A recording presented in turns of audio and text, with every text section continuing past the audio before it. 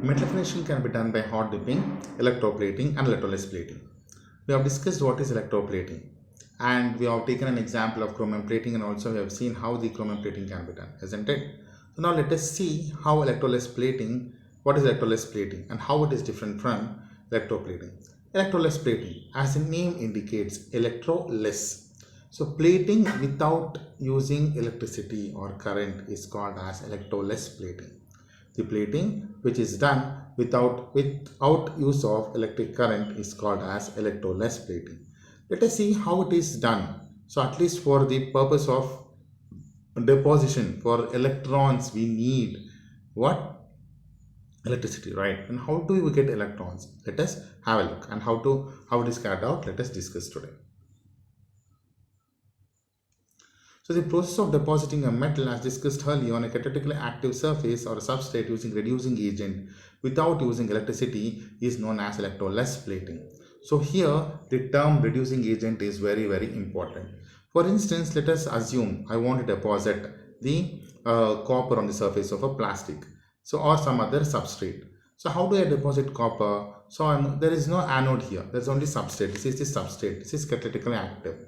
So what I'm going to do, I'm going to take this and to put in copper sulfate. So now copper, I'm supposed to deposit copper on surface of this.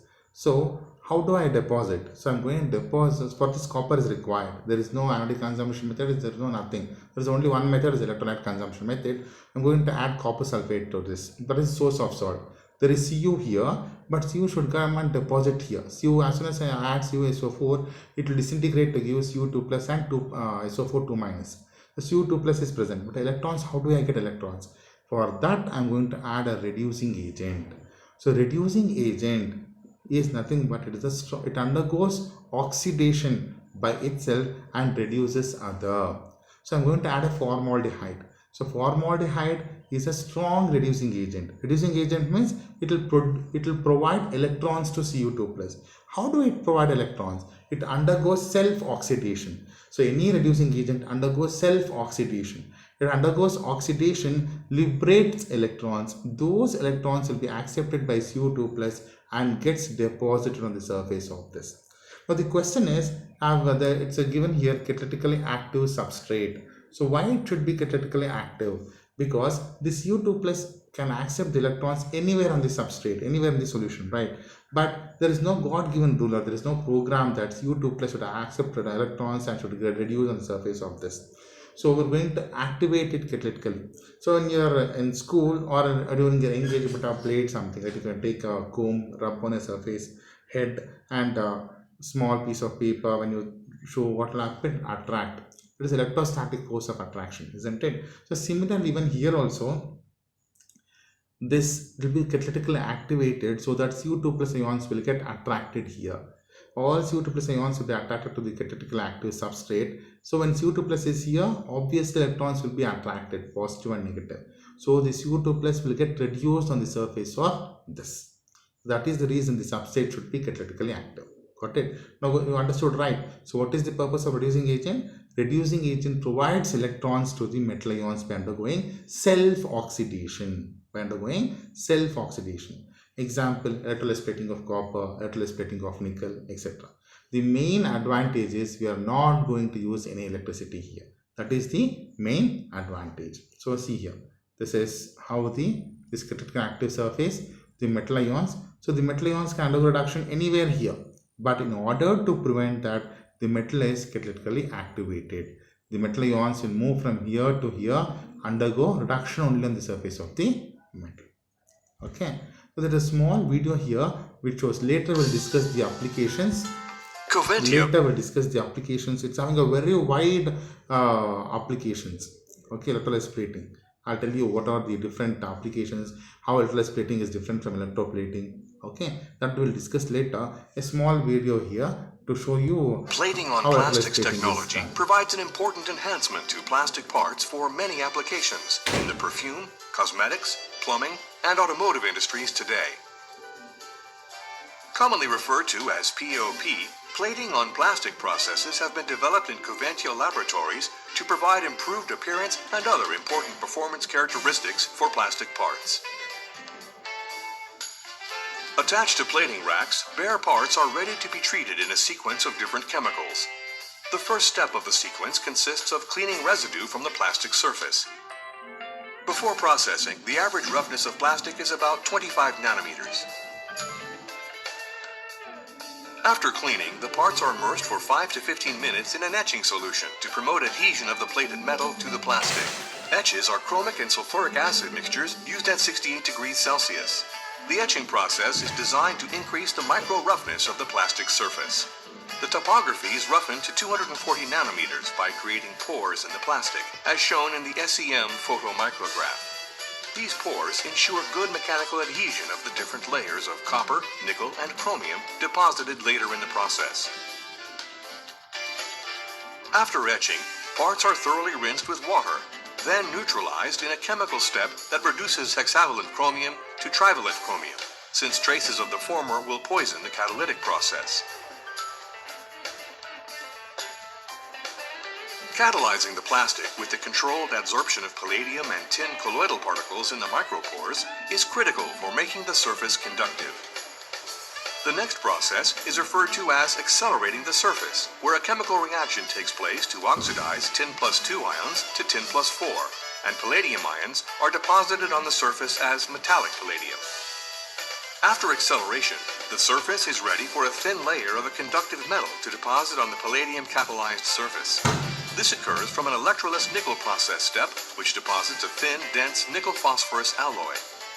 The nickel alloy layer thickness deposited from the electroless nickel ranges from 0.2 to 0.4 microns, resulting in the plastic parts becoming conductive, which is very important for the deposition of the copper, nickel, and chromium electroplating sequence. After creating the initial conductive layer with the electroless nickel, racks of parts are processed through an immersion copper or nickel solution to further improve their conductivity.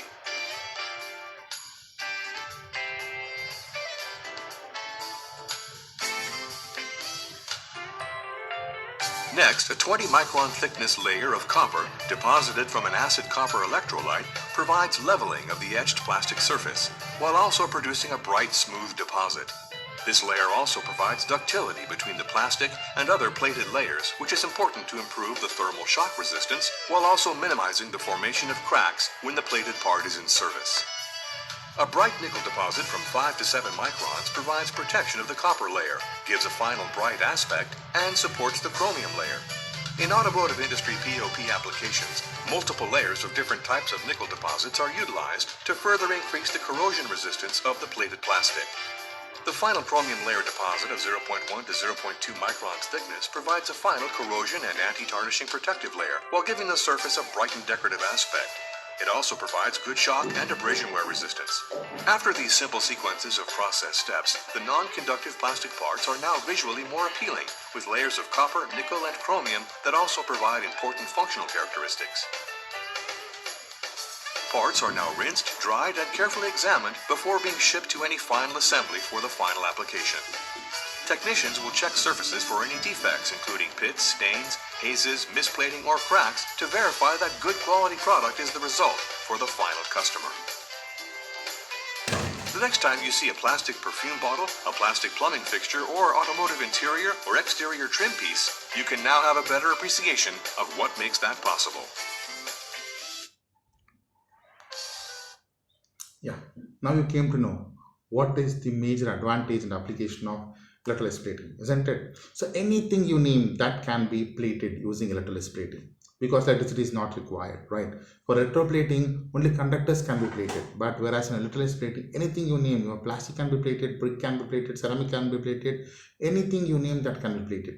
Whether it is a small part or a large part, anything you name that can be plated. That is the major advantage of your electrolessplating. Okay, one is electricity is not used. Your insulators, glass, plastic, and any machinery part can be plated easily. So POP, plating on plastic, right? So your PCBs, your printed circuit boards are mainly designed using this. Okay, so the bath solution is having a better throwing power. Electroless coatings are harder than electroplating coatings. These are the major advantages of your electroless plating. So let us see how the electroplating differ from electroless plating. So the driving force for electroplating is current. Without current, you cannot do electroplating, right? As electrolysis plating is autocatalytic redox reaction. So anode, we are supposed to use a separate anode here, but here there is no anode, there is no cathode, only one. The substrate itself will act as anode and cathode. So the cathode acts itself is opted to be plated, even both it is same. Reducing agent electrons, but here the reducing agent is the chemical, right? So for example, for copper, we're going to use formaldehyde. Throwing power is less in case of electroplating, throwing power is high in case of electrolysis plating. So applicability, only conductors can be plated, whereas here in electrolysis plating, conductors, non-conductors, anything you name that can be plated. That is the application of, that is the beauty of electrolysis plating. Okay, so yes, so applications, as I told, plastic can also be plated, semiconductors, non-conductors, small machinery parts which cannot be plated using electroplating can be plated. Through hole connections can be obtained. What are through hole connections? We'll discuss in our next discussion. This is about electrolysis plating. Thank you.